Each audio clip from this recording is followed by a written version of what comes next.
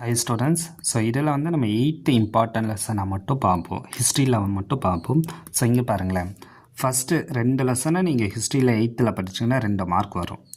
3-4 லெசனை நீங்கள் 3rd and 4th லெசனை படிச்சிங்கன்னா 1 மார்க்கு, 5th and 6th படிச்சிங்கன்னா 1 மார்க்கு. ஸோ டோட்டலாக 4 மார்க் கேட்பாங்க.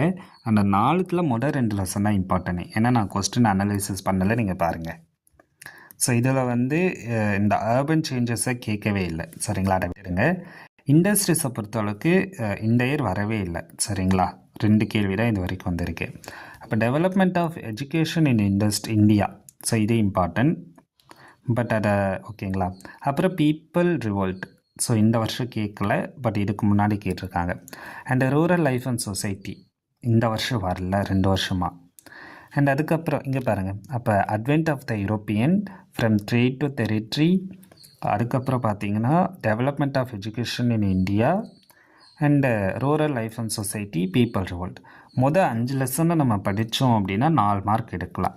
ஸோ 5வது லெசன் நீங்கள் படிக்கலனாலும் 4 லெசனை நீங்கள் படிக்கிறப்ப ஒரு 3 மார்க் வரைக்கும் எடுக்க முடியும், சரிங்களா? அப்போ நீங்கள் 8th பொறுத்தளவுக்கு இந்த 4 lesson is very very important. So இது வந்து நம்ம இந்த அனாலிசிஸில் நம்ம பார்த்துருக்கோம். அண்ட் நீங்கள் இங்கே பார்த்தனாலே உங்களுக்கு தெரியும், அட்வென்ட் ஆஃப் த யூரோப்பியன்ஸில் இருந்து இந்த வருஷம் 2 கேள்வியும், இதுக்கு முன்னாடி 2 கேள்வி கேட்டிருக்காங்க. ஃப்ரம் ட்ரேட் டு டெரிட்டரியில் லாஸ்ட் 2 வருஷம் ஒரு கேள்வி, இதுக்கு முன்னாடி வருஷம்லாம் பாருங்கள்.